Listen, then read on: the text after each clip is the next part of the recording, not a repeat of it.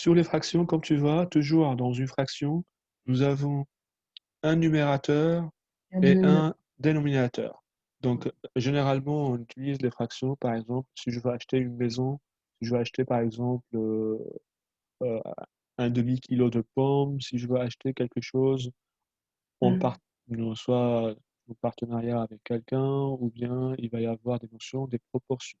D'accord? Par exemple, on veut partager un camembert, on veut partager un gâteau en 3 morceaux, 4 morceaux. Donc, on va faire apparaître une fraction. Par exemple, lorsque je veux acheter, tu vois, on a un gâteau, je veux le partager en 4 parties, donc 4 sur 4. Mm. On aura déjà mangé 3 sur 4, il en reste un quart. Donc là, ce qui a été mangé, c'est 3 sur 4. Ce qui va rester, c'est 1 sur 4. Donc ça, comment on va le représenter d'une façon circulaire? Donc là, on représente la fraction par un diagramme circulaire. Donc on a un cercle et on le Mm. décompose en 4 parties égales, ou bien on peut le représenter sous forme d'une droite graduée, par exemple. La droite graduée, on garde toujours, comme là on est en train de parler de 4 parties, donc je décompose chaque unité en 4 parties. Donc 1, tu vois là, tu as un quart, 2 quarts, 3 quarts, pour obtenir 1. Mm. Très bien. Quelqu'un. Voilà, super. Donc là, à chaque fois, donc, je vais continuer. Donc là, je vais avoir 5 quarts. Ensuite, je vais avoir 6 quarts. Et 6 quarts, en réalité, je peux la diviser par 2, car 2, c'est un coefficient en commun entre le 6 et le 4. Donc, ce qui me Mm. donne un 3 demi. Ok. OK? Donc là, on avait dit le 5 quarts, on peut l'écrire de deux façons différentes. Donc, on peut l'écrire 5 sur 4 sous forme d'une fraction, ou bien 5 divisé par 4. OK? Ok. Donc, là, par exemple, si je te dis d'écrire 3 sur 4 sur AWAP, Ouais. donc là, J'arrive de suite. Alors, 3 sur 4. on avait dit, on va voir comment simplifier une fraction. Donc, on a par exemple 9 sur 12. Donc, 9 sur 12, je regarde entre 9 et 12, qu'est-ce qu'il y a comme, en réalité, comme des nombres premiers en commun. Car 9, je sais que ça peut être écrit 3 fois 3, et 12, ça peut être écrit sous la forme de 3 fois 4. Donc, en réalité, 9, je peux le diviser par 3. On est bien d'accord. Le Oui. fait de diviser 9 par 3 me permet de passer à 3 quarts. Mais également, je peux faire d'autres façons quelque chose par rapport à 6 huitièmes. Par exemple, 6 huitièmes, vous passez aussi à 3 quarts. Donc en réalité, là, il y a en commun entre le 6 et le 8, c'est le 2. Donc il suffit juste de diviser par 2 et je passe à 3 quarts. Donc ce qu'on remarque, quelque chose de très important ici, on a le 3 quarts qui peut être écrit sous forme de 6 huitièmes, de 9 Mm. sur 12, et on peut l'écrire aussi d'une autre façon.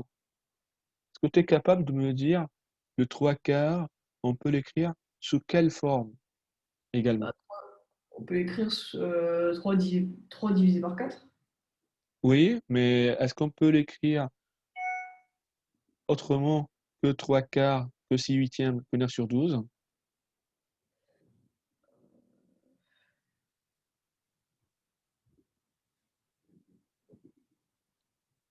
Car là, si on regarde un petit peu, le 3 quarts, maintenant, si je veux faire une autre opération pour le multiplier par 4, par exemple.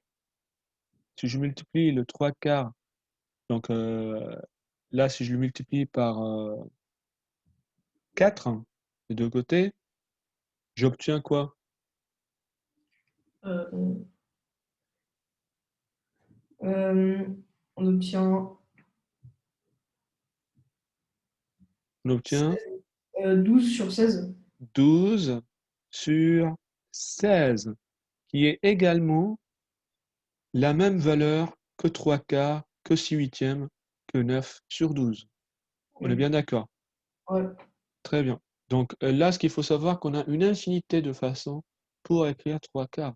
Quand on peut le multiplier par 5, par 6, par 7, par 8, par 9, par 10, par 11, par 12.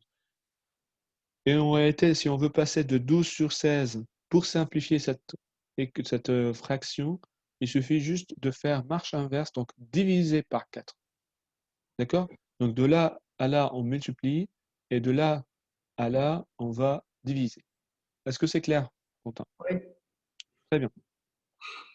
Donc, pour faire un petit peu, donc généralement, lorsqu'on veut simplifier la fraction 49 sur 63, ce qui est bien, c'est de pouvoir écrire le numérateur et le dénominateur sous forme d'une multiplication de plusieurs nombres premiers. Donc, pour un petit rappel, les nombres premiers, ce sont des nombres qui sont divisibles que par eux-mêmes et par 1. Donc, par exemple, on a 1, donc les nombres premiers, on avait dit, donc on a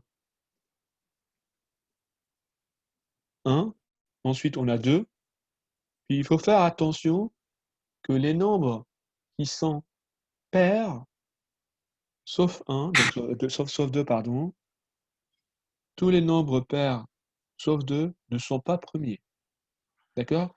Donc, pourquoi? Car ils sont divisibles par 1 et 2 déjà. Oui. Donc, 3 est un nombre premier car il est divisible que par lui-même. Par 4, est-ce qu'il est un nombre premier? Non. 4, ce n'est pas un nombre premier pour la simple raison que 4, là, ce n'est pas un nombre premier. Pourquoi? Car on avait dit que 4 Mmh. est un nombre pair. Ah oui. D'accord? Donc, Mmh. ensuite, 5, c'est un nombre premier. Ouais. 6, ce n'est pas un nombre premier. 7, c'est un nombre premier. Oui. 8 n'est pas un nombre premier car c'est un nombre pair. 9 n'est pas un nombre premier car il divise par 3. 10 n'est pas un nombre premier, c'est un nombre pair. 11, c'est un nombre premier. Et on se limite jusque-là. On a après 13 et 17. D'accord? Donc on va essayer toujours d'écrire notre fraction sous la forme de multiplication d'un de ces nombres-là. Donc 49, par exemple, peut être écrite sous la forme de 7 fois 7. On est bien d'accord? Mmh. Donc, le fait d'avoir 49, 7 fois 7, donc là, on a 7 fois 7, et on a 63, c'est aussi 63, c'est 9 fois 7. très bien. Donc, on a 7 fois 9. Donc, on a trouvé un paramètre en commun. Donc là, on a le 7 qui est en commun entre le numérateur et le dénominateur. Donc, je peux simplifier le 7 de deux côtés pour obtenir 7 neuvième. D'accord? Mmh. OK. Donc, on a toujours cherché un numérateur, donc pour le numérateur et le dénominateur, un nombre en commun pour pouvoir simplifier notre fraction. Donc, après avoir compris comment on peut simplifier une fraction, donc on va pouvoir faire la partie des nombres, des nombres sous forme d'une. Donc, on va essayer de faire maintenant des opérations sur les fractions telles qu'une addition, une multiplication. Donc, tout d'abord, pour une addition, donc, par exemple, 1 quart plus 2 ou 2 quarts, par exemple, là, on remarque l'addition de 1 quart plus 2 quarts, nous avons le même dénominateur, donc on a un dénominateur en commun, donc qui est 4. Donc, 4, on va faire 1 il plus suffit, voilà, il suffit juste d'additionner le numérateur de deux côtés, donc le 1 plus le 2, pour obtenir 3 3. quarts. Donc, on a 3 quarts. Là, la fraction aussi, elle est sous forme simplifiée car on ne peut pas avoir un nombre en commun entre le 3 et le 4. Qu'est-ce Mmh. qui se passe maintenant dans le cas où on a une fraction, par exemple, 1 quart, qui n'a pas le même dénominateur avec l'autre qu'on va essayer d'additionner? Donc, 1 quart, par exemple, plus 2 ou 3, par exemple, huitièmes. Donc, ce qu'on remarque quelque chose de très important ici, qu'entre le 4 et le 8, on n'a pas le même numérateur, donc on va essayer de rendre le 4 au même format que le 8. Donc, pour rendre le 4 au même format que le 8, donc je vais essayer de multiplier par 2 pour passer de 4 à Et 8. on peut aussi multiplier par 2 le 1.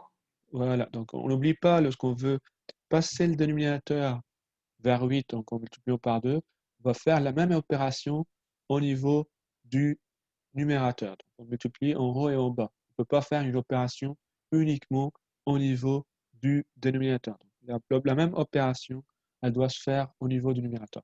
Et là, on est passé de 1 quart, donc l'ensemble là de 1 quart, on est passé à, du coup, à 2 huitièmes.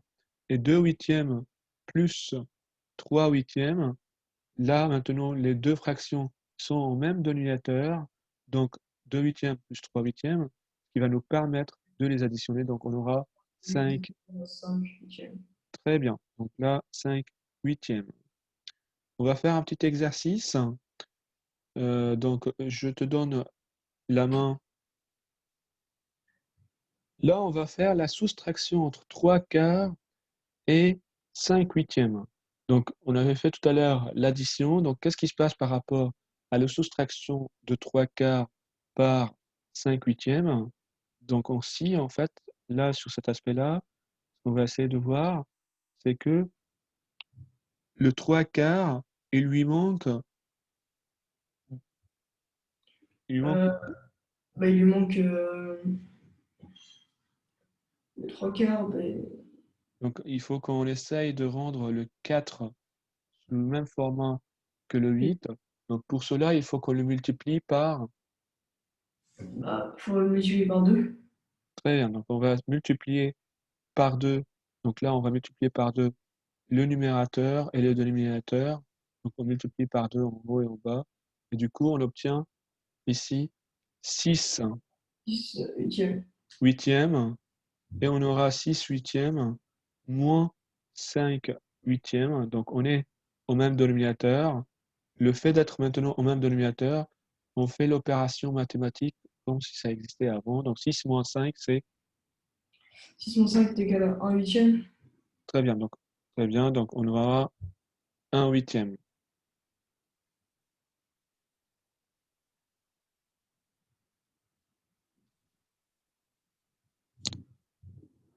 Donc, par rapport à la soustraction, donc on avait vu, donc on aura 6 huitièmes moins 5 huitièmes. Donc là, on a fait juste 6 moins 5 divisé par 8. Donc là, on aura 1 huitième. Et si on passer pour faire une opération qui concerne une multiplication, donc là, si je reprends par exemple le même exemple, 3 quarts fois 5 huitièmes. Donc là, lorsque je fais 3 quarts fois 5 huitièmes, ce que je remarque quelque chose de très important, que on n'a pas besoin, dans le cas d'une On multiplication, a besoin de multiplier. d'avoir le même dénominateur. Il suffit juste de multiplier le numérateur par le numérateur et le dénominateur par le dénominateur. Donc là, j'aurai 3 fois 5, puis de 5, l'autre côté, j'aurai 4 fois 8. Donc 3 fois 5, on aura 15 sur 32. 32.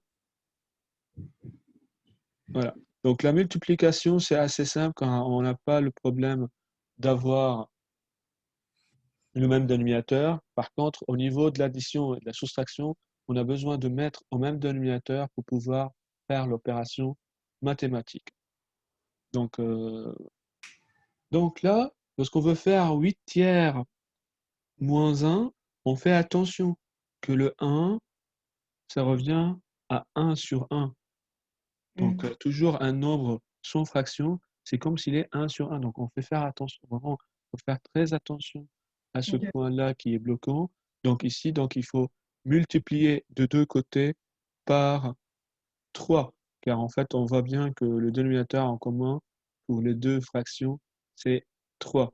Du coup, donc, on passe ainsi à 8 tiers moins 3 sur 3 et 8 tiers moins 3 sur 3. Donc, on peut faire la fraction pour passer du coup à 8 moins 3 sur 3. Donc, ça fait 5 sur 3. Donc, vraiment très attention lorsqu'on a une fraction donc, ou un nombre 1 qui n'est pas mis sous forme d'une fraction, c'est-à-dire il est divisible par 1. Donc, en réalité, il y a dans le dénominateur, par défaut, le nombre 1.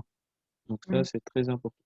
Maintenant, qu'est-ce qui se passe lorsqu'on veut passer pour faire une multiplication au niveau des fractions un petit peu euh, plus poussées? Donc là, ce qu'on va faire, on va voir un petit peu la démarche pour pouvoir faire une fraction donc, avec une multiplication. Donc là, on a par exemple une fraction a sur b fois c sur d.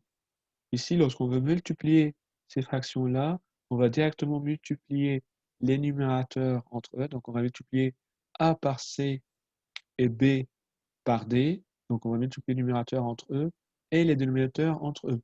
On n'a pas besoin ici de chercher un même dénominateur dans le cas d'une multiplication des fractions.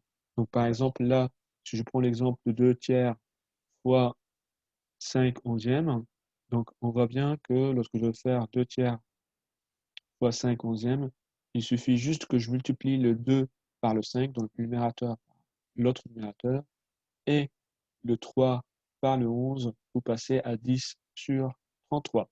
Maintenant, donc si on passe pour voir un petit peu des opérations qui englobent à la fois des soustractions et des additions, donc des opérations mélangées, des soustractions avec des additions ou des soustractions avec des multiplications, il faut faire attention toujours aux règles des propriétés, donc des priorités. Donc, Mmh. par exemple, A est égal à 2 tiers moins 1 tiers fois 4 cinquièmes. La priorité entre la soustraction et la multiplication, c'est à la multiplication. Donc, on va faire l'opération au niveau de la multiplication avant d'entamer celle au niveau de la soustraction.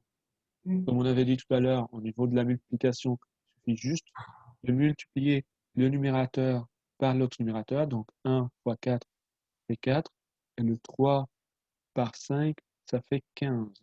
Donc, on aura 4 sur 15, et on a de l'autre côté 2 tiers. Là, par exemple, lorsqu'on a une soustraction, on doit penser à faire un dénominateur en commun. C'est quoi le dénominateur en commun pour 2 tiers et 4 quinzièmes? Donc, le dénominateur en commun pour 2 tiers et 4 quinzièmes, il faut multiplier de deux côtés Par par, 5. par 5. Donc là, on multiplie par 5 et on passe du coup vers 10 quinzièmes moins 4 quinzièmes et on obtient à la fin 6 quinzièmes. Si on prend l'autre exemple ici, on a b est égal 2 tiers fois 1 demi moins 1 quart. Là, ce qui est important, c'est savoir par quoi on doit démarrer. Est-ce qu'on doit démarrer par la multiplication ou bien par la parenthèse? Donc, Mmh. par rapport aux règles de priorité, on sait bien que la parenthèse est la plus importante. Je dois faire mon calcul à l'intérieur de la parenthèse, puis ensuite j'entame la multiplication. Donc, à l'intérieur de la parenthèse, j'ai une soustraction. Donc, une soustraction, donc, il faut penser à mettre en même dénominateur les deux fractions. Donc, j'ai un demi et un quart, donc je dois multiplier par combien pour passer en même dénominateur entre le 2 et le 4? Mmh. Je dois multiplier par 2. 2. Très bien, donc je multiplie par 2 au niveau du numérateur et du dénominateur. Comme ça, j'aurai 2 quatrièmes. Et 2 quatrièmes moins 1 quart serait 1 sur 4. Et 2 tiers fois 1 sur 4.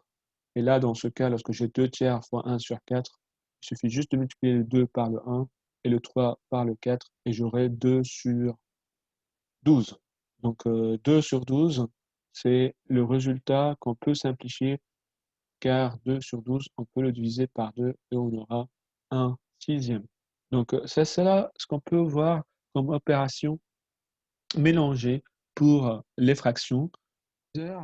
On sait bien, par exemple, si on veut parler des aires, il y a deux choses très importantes à savoir. Déjà, les formes géométriques qu'on va remarquer, qui sont généralement très basique. Il y a le carré. Donc, toujours on peut représenter un carré. Par exemple, là, si je prends pour dessiner un carré, donc il doit avoir le même côté. Donc ça, c'est un carré. Donc les côtés sont égaux, les quatre côtés sont égaux. Donc Mm. l'aire d'un carré, c'est côté fois côté. Donc côté Oui, fois côté, c'est côté au carré. Par exemple, si j'ai un carré de côté 3, l'aire de ce carré devient 3 fois 3 est égal à 9. très bien. Donc 3 fois 3, donc j'aurai 3 fois 3, et 3 fois 3, donc c'est égal à 9. Donc ça, c'est l'aire du carré. Par contre, si on sait bien c'est quoi le périmètre de ce carré, le périmètre, c'est la somme des quatre côtés. Toujours le périmètre, c'est la somme des côtés. Donc c'est le Ça, contour. 3 plus 3 est égal à 6, plus 3 est égal à 9, plus 3. Oula, Donc 3. le périmètre du coup du carré, c'est 3 plus 3 plus 3 ou 4 côtés fois 3. Donc c'est 12. Il faut savoir que les unités sont soit centimètres, soit mètres, selon l'unité indiquée dans l'énoncé, mais au niveau des carrés, donc des aires, pardon, les aires, on passe à des mètres carrés, donc, ou bien des centimètres carrés. Et lorsqu'on veut parler sur le long terme des volumes, donc on parle de centimètres au cube ou volume au mètre au cube. Donc ça, c'est ce qui concerne les carrés. Parce que je veux venir tracer un rectangle, donc le rectangle, ce qui se passe, c'est que je veux venir étaler mon carré suivant une direction, et là, je veux avoir un côté qui est beaucoup plus long que l'autre. Par exemple, là, on va avoir du coup longueur et largeur. On n'a pas les mêmes côtés qu'on a dans un carré. Donc, ici, Mm. le périmètre déjà d'un rectangle, par exemple, si je prends un exemple avec une dimension 5 et 2,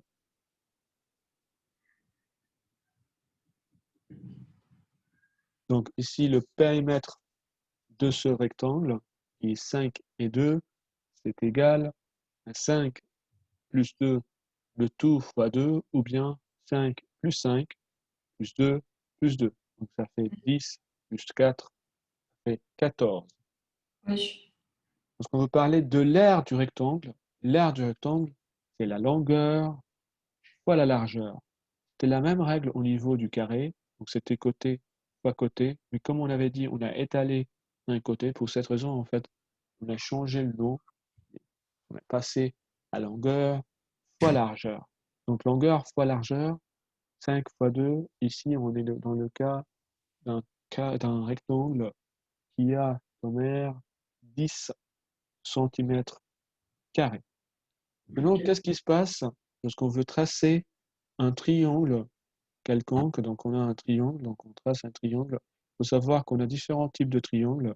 On peut avoir des triangles euh, rectangles, des triangles isocèles, des triangles équilatérales. Donc là, on a un petit triangle équilatéral, donc les trois côtés sont égaux. Ça, c'est un cas particulier. Un triangle isocèle, c'est un triangle qui a deux côtés, De même mesure.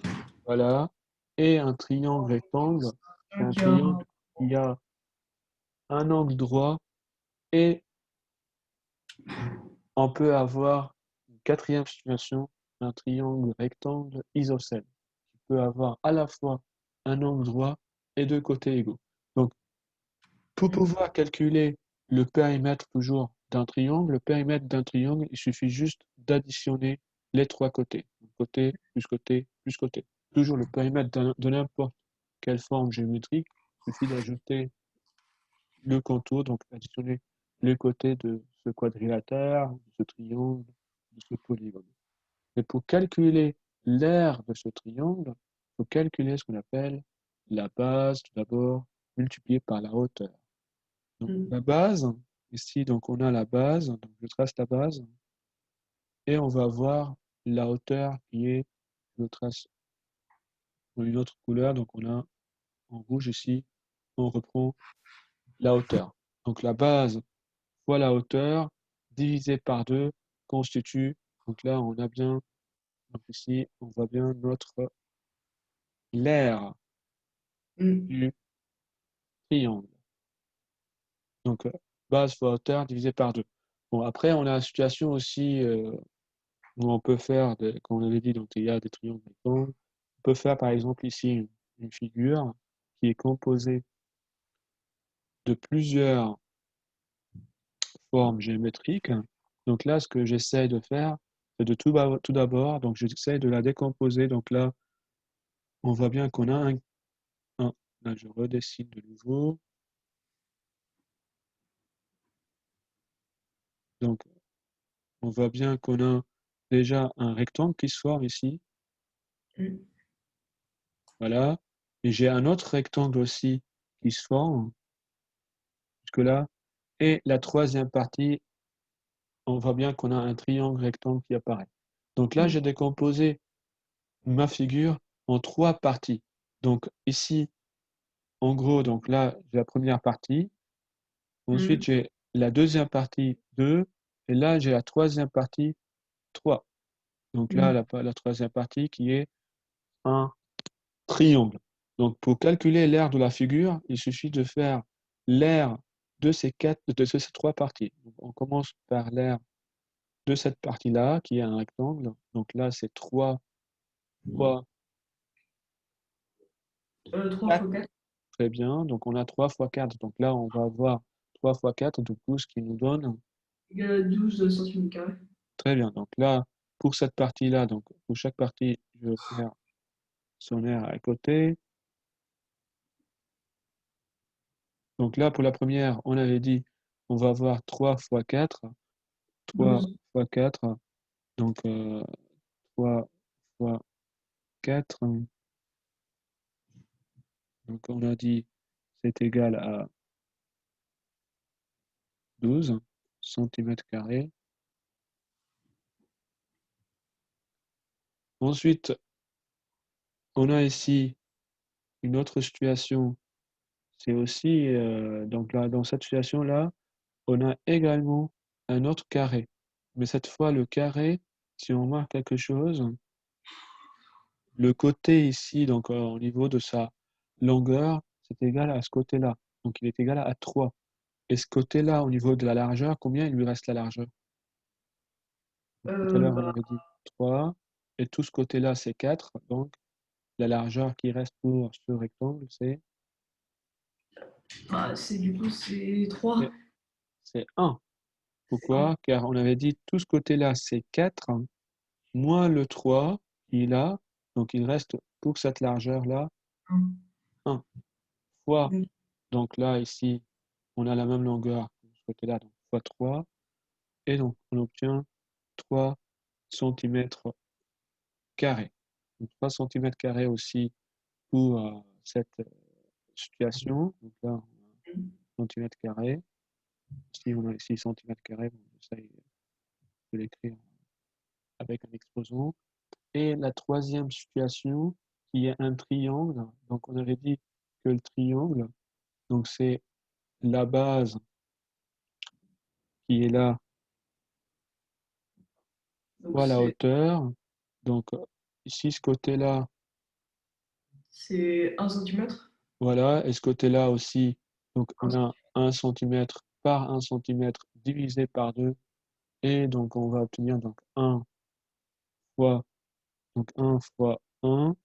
Et on va obtenir du coup, et l'ensemble, on va le diviser par 2, on n'oublie pas. Car c'est bas, donc on avait dit, pour un triangle, c'est base fois hauteur divisé par 2. Du coup, on va avoir 1 demi ou 0,5 cm². Donc centimètre carré au carré. Donc en addition 0,5 cm² avec 12 cm² avec 3 cm², et on obtient du coup 15,5 cm². À savoir qu'on peut aussi, quelqu'un est venu nous dire, bah tiens, je vois pas juste un rectangle, mais aussi on va aussi un petit triangle rectangle qui est là, et on voit également, par exemple, un carré. Le carré, par exemple, comment il le voit, le carré? Il voit un carré qui est là. Je vais le tracer en une autre couleur. Tac. Donc là, il voit ce carré-là, ce gros carré en jaune, et il dit, c'est le carré, et j'enlève de ce carré-là un petit triangle rectangle, qui est ce triangle-là, je vais le tracer en bleu. En violet. On a ce triangle-là, donc ce carré-là. Donc je supprime le du carré, le triangle rectangle, pour obtenir l'aire de ma figure. Aussi, ça, c'est une autre méthode. Donc, l'aire du carré, c'était côté fois côté, donc c'est 4 fois 4, donc c'est 16 cm². Et l'aire du triangle rectangle, on l'avait fait aussi, c'est similaire à celui-là, c'est 0,5 cm². Donc 16 moins 0,5, j'obtiens 15,5 cm². Donc ça, c'est une autre méthode pour calculer également. Donc là, si on regarde bien, donc on va décomposer cette figure-là soit en 3 triangles ou bien en 2 triangles. On va tracer notre premier triangle en mauve. Donc là, j'ai mon premier triangle, donc je le trace en mauve. Donc là, j'ai pris ce triangle-là, et là-dedans, j'ai essayé d'avoir à la fois la base et la hauteur. Donc la base, donc c'est 4,5. Donc là, je l'ai appelé triangle 1, donc il y a la base qui est 4,5 et la hauteur qui est 2,5. Donc, comme on avait appris que l'aire du triangle, c'est 4,5 par 2,5, donc l'aire de cette partie-là, colorée en violet, c'est 5,625 cm². Maintenant, si je prends l'autre partie colorée en rouge, donc là, j'ai un autre triangle aussi. Ce triangle-là, donc on voit bien, je fais pareil, donc base fois hauteur divisé par 2, donc j'aurai 2 fois 2,5 et 2 divisé par 2, donc j'aurai 2,5 cm². Donc pour pouvoir additionner donc l'aire, donc calculer l'aire de toute la figure, il faut faire l'aire de 1 plus l'aire de 2. L'aire de 1, donc on avait dit, c'est 5,625 cm², et l'aire du triangle rouge, c'est 2,5 cm². Donc 5,625 plus 2,5, c'est 8,125 cm². Donc toujours, lorsqu'on a une figure qui ne ressemble pas à une forme géométrique qu'on connaît, on essaie de la décomposer sous forme des triangles, des rectangles, des carrés, des formes géométriques qu'on connaît le calcul de leurs aires. Donc voilà par rapport au calcul de la figure géométrique qu'on a. Donc là, on va parler des nombres relatifs et comment on va se repérer dans un axe donné.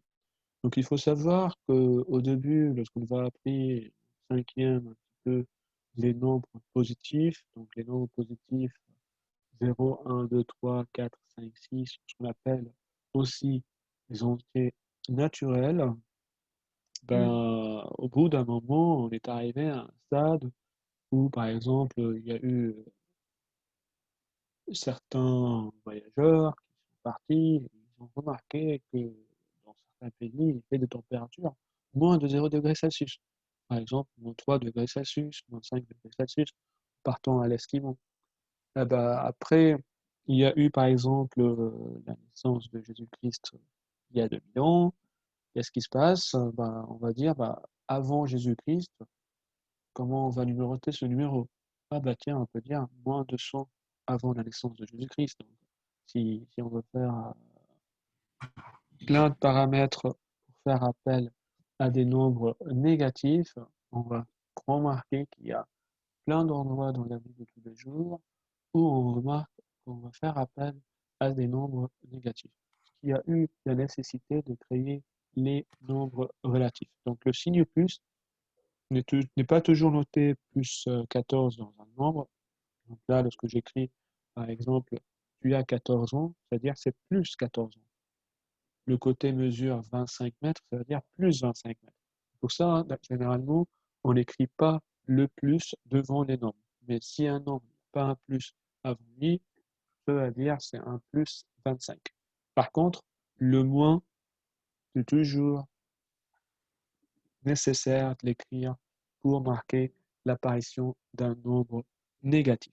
Donc, on appelle donc un nombre relatif, c'est tous les nombres négatifs ou positifs. Le nombre relatif, il englobe à la fois les nombres positifs qui ont été inventés au départ, puis il englobe aussi les nombres négatifs. Donc, en réalité, si on fait un petit rappel, donc au début, on a introduit les entiers naturels.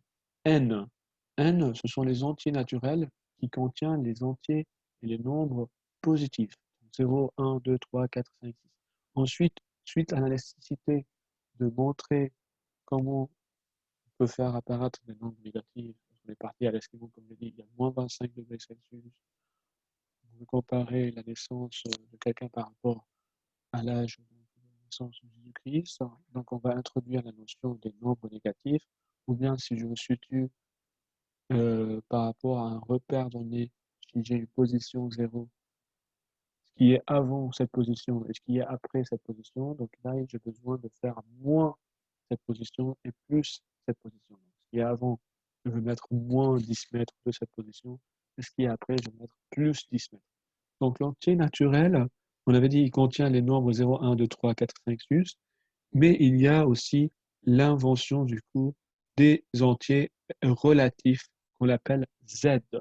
Les entiers relatifs, donc, elles englobent à la fois les entiers naturels, donc les nombres positifs, mais on ajoute à cela les nombres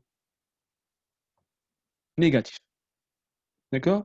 Donc, aussi, on va voir sur le long terme aussi l'apparition des Q, donc les nombres rationnels, et ensuite on va voir donc les nombres rationnels donc, qui peuvent être écrits sous forme d'une fraction, et il va y avoir aussi les nombres réels qui peuvent être écrits avec aussi des racines carrées.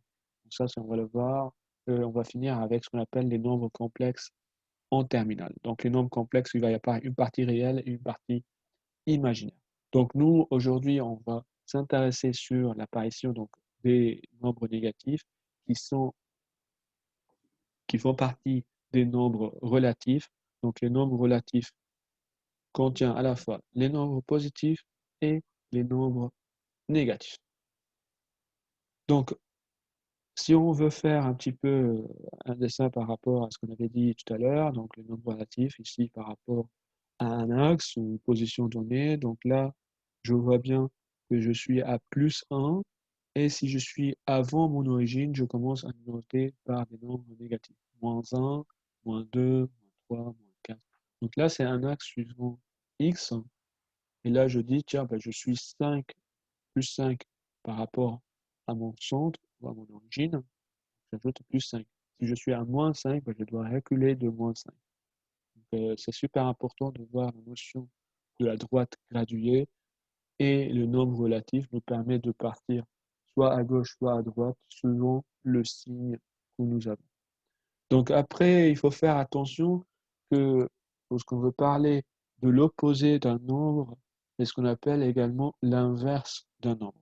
Donc l'opposé d'un nombre, donc l'opposé de 3, il faut changer le signe de 3. Donc on fait l'opposé d'un nombre en changeant juste son signe. Donc l'opposé de 3, c'est moins 3. L'opposé de moins 2, c'est 2. Donc l'opposé de 2, c'est moins 2. L'opposé de moins 6, c'est 6. L'opposé de 6, c'est moins 6. Et l'opposé de 0, bon, c'est 0. Si je demande, c'est quoi l'opposé de 4? Donc c'est 4. moins 4. Moins 4. Donc après, si on veut venir comparer des nombres relatifs, donc la comparaison des nombres relatifs, il va y avoir 2,5 et 5,5. On sait bien 2,5 est inférieur à 5,5. Et lorsqu'on fait l'opposé, donc lorsqu'on passe dans les entiers relatifs, l'ordre décroissant, c'est toujours, il faut savoir que c'est de plus grand en plus petit. Et lorsqu'on a un nombre négatif, donc on s'éloigne de 0, donc il devient par exemple moins 2,5 et moins 1. Moins 2,5 est beaucoup plus loin de 0 que moins 1, donc moins 2,5 est plus petit que moins 1 ou plus grand. Moins 2,5 est plus petit. Comme il est très loin de 0, donc sa position est très loin, donc il est plus petit. Par contre, si on compare 1 et 2,5, 1 est plus petit que 2,5. Pourquoi? Car 1 est plus proche ici donc de 0 que 2,5. Donc là, on a 2,5 et 5,5. On voit que 2,5 est inférieur à 5,5. Mais par contre, moins 2,5 est supérieur à moins 5,5. Ce point-là est super important. Donc, je veux quand même le noter. Donc, comme on avait dit, donc là, donc moins 2,5.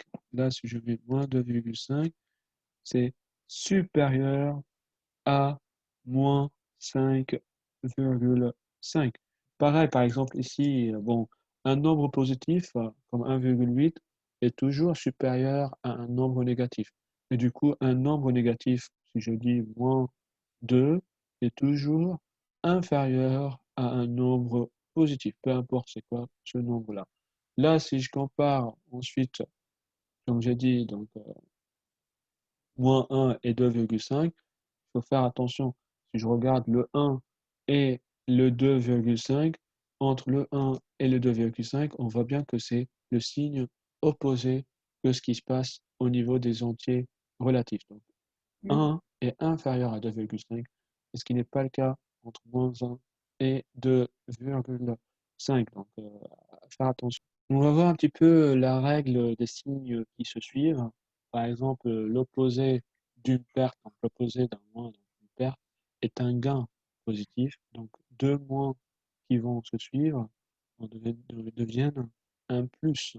Par exemple, là, lorsqu'on a 3 moins, donc la priorité, elle est à la parenthèse, donc on va commencer par faire le calcul au niveau de la parenthèse. Donc 1 moins 5, donc 1 moins 5, c'est moins 4.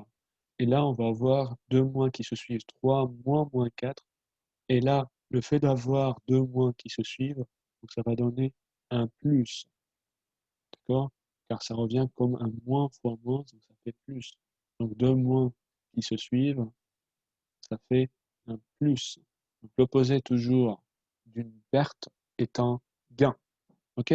C'est ce qui est logique, hein. Et l'opposé d'un gain, c'est une perte. Super. Donc, deuxième situation dans la règle des signes qui se suivent. Donc là, on a toujours 4 plus une parenthèse. Donc, on donne la priorité à la parenthèse. Moins 7 plus 9, ça va donner plus.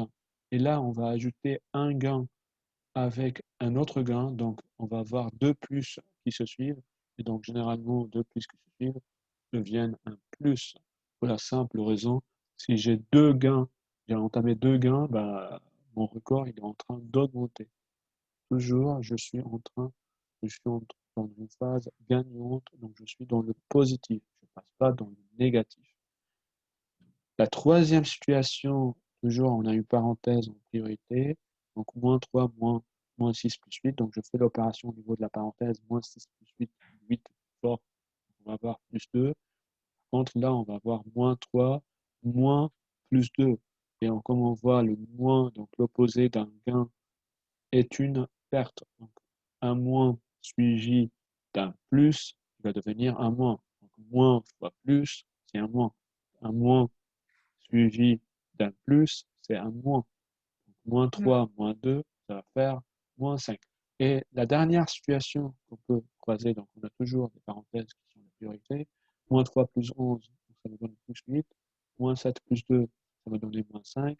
Et là, les signes qui se suivent ici, on a un plus avec une perte. Donc on va ajouter une perte. Donc en ajoutant un plus suivi d'un moins, il va devenir un moins. Plus fois moins, du coup, c'est un moins. D'accord? Ajouter une perte, il va donner une perte. car on est en train d'ajouter une perte sur mon score. Donc, je dois soustraire mon score. Donc là, 8 plus moins 5, 8 moins 5, c'est 3. Donc là, dans les règles qui se suivent, donc on avait dit plus fois plus, donc ou plus plus, donc c'est un plus. Donc, plus fois plus, c'est un plus.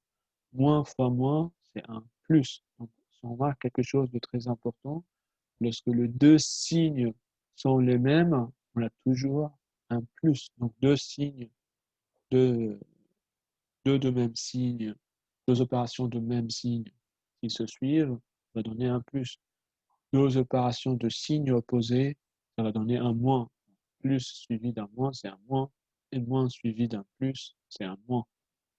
OK?